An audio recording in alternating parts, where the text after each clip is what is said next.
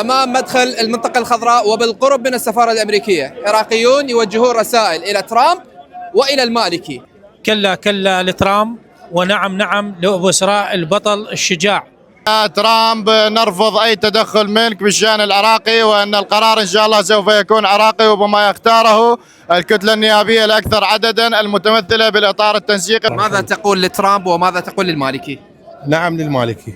وترامب كلا ترامب كلا للموت للنهاية. وكنا وياك يا المالكي، فوت بها يا المالكي، وهذه الجماهير الآن تجدها من على أبواب المنطقة الخضراء ومن الجسر المعلق تحديدا خرجت مؤيدة.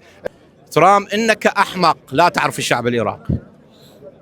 أما المالكي نقول إذا كان معك من الشعب العراقي 20-30، الآن النسبة تزايدت، لأن العدو هو أمريكا وإسرائيل. ترامب يريد منع المالكي من رئاسة الوزراء، قادر؟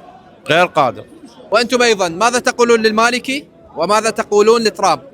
كتبونا بالتعليقات.